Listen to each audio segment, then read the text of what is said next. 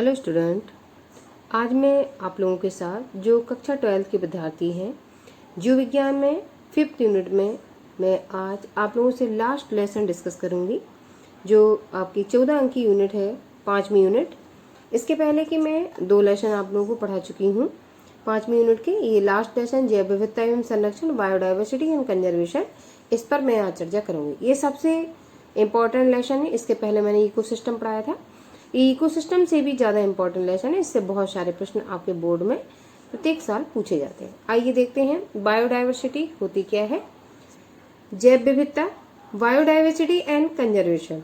तो जो जैव विविधता है उसको किस तरीके से हमें संरक्षण देना है या उससे बचाना है, उस पर चर्चा करेंगे आज। जैव विविधता से तात्पर्य जीवित जीवों तथा उनमें पाई जाने वाली पारिस्थितिकी जटिलता के प्रकार एवं विभिन्नताओं से है।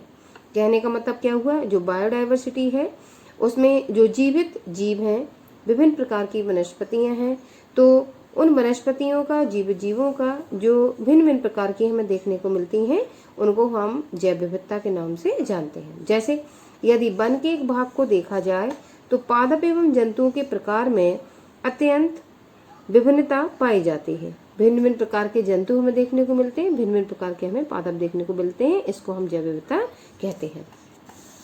आइए आगे देखते हैं।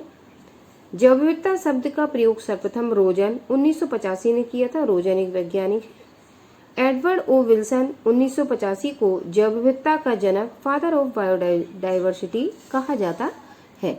तो ये दो आपके मल्टीपल चॉइस के क्वेश्चन हुए, जिसमें जैव विविधता शब्द का प्रयोग सर्वप्रथम किसने किया था? रोजन नामक वैज्ञानिक ने किया था। और जैव विविधता का जनक विल्सन को माना जाता है। तो ये दो प्रश्न आपके मल्टीपल चॉइस के क्वेश्चनों में आ सकता है। आगे हम डेफिनेशन देखने का प्रयास करेंगे। अगर 1 नंबर में बायोडाइवर्सिटी की डेफिनेशन लिखने को आएगी तो किस तरीके से आप लोगों को नोट डाउन करनी है। किसी भी आवास में परस्पर सहयोग करते हुए पादपों, जंतुओं व सूक्ष्म जीवों की अनेक जातियों का पाया जाना जैव विविधता या बायोडाइवर्सिटी कहलाता है। तो कहने का तात्पर्य क्या हुआ, किसी भी आवास में आपस में सहयोग करती हुई बहुत सारे पादप, बहुत सारे जंतु और सूक्ष्मजीवों की अनेक जातियां जो पाई जाती हैं, उन्हें हम जैव विविधता कहते हैं। अब जैव विविधता के स्तर या लेवल्स क्या हैं? तो बायोडाइवर्सिटी के जो लेवल्स हैं वो 3 हैं। कौन कौन से? आनुवंशिक विविधता, जिसको हम जेनेटिक डाइवर्सिटी कहेंगे। दूसरा जाति विविधता, स्पीसीज डाइवर्सिटी। समुदाय या पारिस्थितिकी विविधता, कम्युनिटी एंड इकोलॉजिकल डाइवर्सिटी। तो जैव विविधता के स्तर 3 प्रकार के होंगे और तीनों ही इम्पोर्टेंट है। आइए देखते हैं। पहला, आनुवंशिक विविधता, जेनेटिक डाइवर्सिटी। आनुवंशिक विविधता से तात्पर्य एक ही जाति में पाई जाने वाली विभिन्नता से है। जैसे कि उदाहरण से समझेंगे हम लोग। हिमालय पर पाए जाने वाले राउबोल्फिया नामक औषधीय पादप से रेसर्पी नामक एल्कलॉइड प्राप्त होता है। तो हिमालय पे जो राउबोल्फिया नामक प्लांट पाया जाता है उससे औषधीय पादप है वो एक, और रेसर्पी नामक उससे एल्कलॉइड प्राप्त किया जाता है। हिमालय की विभिन्न श्रेणियों में इस पादप की रेसर्पीन निर्माण की क्षमता, सांद्रता में विभिन्नता पाई जाती है, जिससे आनुवंशिक विविधता का प्रदर्शन होता है। कहने का मतलब हुआ, जो भिन्न भिन्न प्रकार के औषधि प्लांट होंगे उनमें अलग अलग प्रकार की जो सांद्रता होगी वो देखने को मिलेगी। आगे इसी प्रकार भारत में आम की लगभग 1000 एवं धान की लगभग 50,000 जातियां पाई जाती हैं। ये भी आनुवंशिक विविधता को दर्शाती हैं।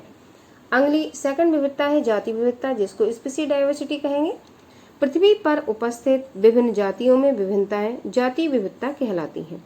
जैसे चीता, चीता का जो जंतु वैज्ञानिक नाम होगा पैंथेरा टिग्रिस, शेर का पैंथेरा लियो, तेंदुआ का पैंथेरा पार्डस समान वंश पैंथेरा से संबंधित है। लेकिन आप देखेंगे तो इनकी जाति परिवर्तित हुई है। जैसे टिग्रिस और पार्डस और लियो, ये जाति चेंज हुई लेकिन वंश इनका एक ही है, पैंथेरा, पैंथेरा और पैंथेरा। तो ये समान वंश पैंथेरा संपन्न है। इसका मतलब है कि एक ही वंश को ये जंतु बिलोंग करते हैं। अगली सामुदायिक विविधता, तीसरी, जिसको कम्युनिटी डाइवर्सिटी कहेंगे। पृथ्वी के विभिन्न जीवों के समुदायों में तथा उनके वास स्थलों की विभिन्नताओं को सामुदायिक विविधता कहते हैं। पृथ्वी के विभिन्न जीवों के जहाँ वो रहते हैं जिस ग्रुप में, और वहाँ का जो हैबिटेट उनका है जहाँ पे वो निवास करते हैं, उनमें भी विभिन्नता देखने को मिलती है। जैसे रेगिस्तानी क्षेत्रों, वर्षावन, घास के मैदान में जैव विविधता स्पष्ट देखी जा सकती है। सामुदायिक स्तर पर विविधता निम्नलिखित प्रकार की होती। तो सामुदायिक कम्युनिटी आपकी डाइवर्सिटी है वो 3 प्रकार की होगी, अल्फा विविधता, बीटा विविधता और तीसरा गामा विविधता। आप पहले देखेंगे अल्फा विविधता, अल्फा डाइवर्सिटी। इसके अंतर्गत किसी एक ही समुदाय आवास में रहने वाले विभिन्न जीवों में पाई जाने वाली विभिन्नता को शामिल किया गया है। तो एक ग्रुप में जहाँ जंतु रहते हैं या आवास में रहते हैं तो उनमें जो हमें डिफरेंस देखने को मिलता है उसको इसमें शामिल किया जाता है। जैसे एक छोटे वन या उद्यान में विभिन्न प्रकार के पादप की जातियों के सदस्यों का पाया जाना। दूसरा बीटा विविधता, बीटा डाइवर्सिटी। इसके अंतर्गत अलग अलग प्रकार के आवासों में पाई जाने वाली विभिन्नता को दर्शाया जाता है।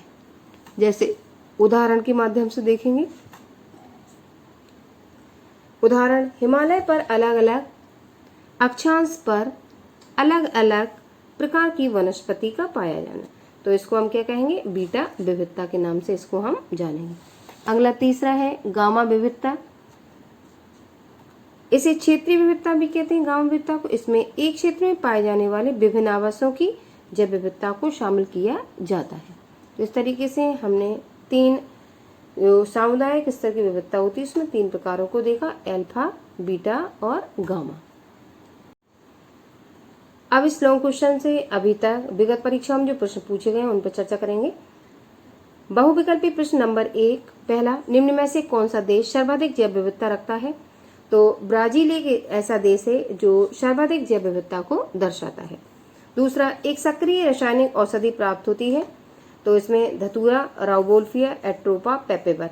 तो मैंने राउवोल्फिया के बारे में आपको बताया था, इससे औषधि प्राप्त होती है। अगला तीसरा, जैव विविधता शब्द का सर्वप्रथम प्रयोग किया था, तो मैंने आपको अभी वीडियो में बताया, रोजन थे। अगला, गामा जैव विविधता को निम्नलिखित में से किस अन्य नाम से जाना जाता है? तो ये 4 ऑप्शन दिए गए हैं, स्थानीय जैव विविधता, सामुदायिक जैव विविधता, क्षेत्रीय जैव विविधता, उपरोक्त में से कोई नहीं। तो गामा जैव विविधता को क्षेत्रीय जैव विविधता के नाम से जाना जाता है। अगला, भूमध्य रेखा से ध्रुवों की ओर जाने पर जैव विविधता घटती जाती है, इस प्रक्रिया को क्या कहते हैं? तो जब भूमध्य रेखा से हम ध्रुवों की ओर जाते हैं तो जैव विविधता घटती जाती है, इस प्रक्रिया को हम अक्षांशीय प्रवणता कहते हैं। लघु उत्तरीय प्रश्न अंक 2, जिसमें शब्द लिमिट आपको 25 शब्द से कम नहीं लिखना है। जैव विविधता क्या है? यूपी बोर्ड 16 में प्रश्न पूछा गया था 2 नंबर में। तो जैव विविधता मैंने जस्ट आपको बताई है, अंडरलाइन करके भी बताया था, 2 नंबर में आप लिख सकते हैं उसको। आनुवंशिक विविधता उदाहरण द्वारा समझाइए, तो मैंने जैव विविधता के आपको स्तर में आनुवंशिक विविधता को भी बताया उदाहरण से, तो आप उससे नोट डाउन कर सकते हैं प्रश्न को। जाति विविधता किसे कहते हैं? उदाहरण सहित बताइए। तो जाति विविधता जैव विविधता के अंतर्गत आपको बताइए, उदाहरण भी दिए हुए, आप उससे इसको लिख सकते हैं। विश्व की जैव विविधता में भारत का योगदान कितने प्रतिशत है? आगे देखेंगे।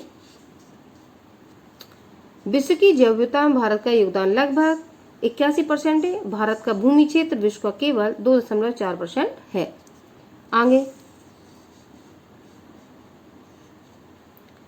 विश्व की सबसे समृद्ध जैव विविधता कहाँ पाई जाती है? तो अमेज़न बेसिन में विश्व की सबसे समृद्ध जैव विविधता पाई जाती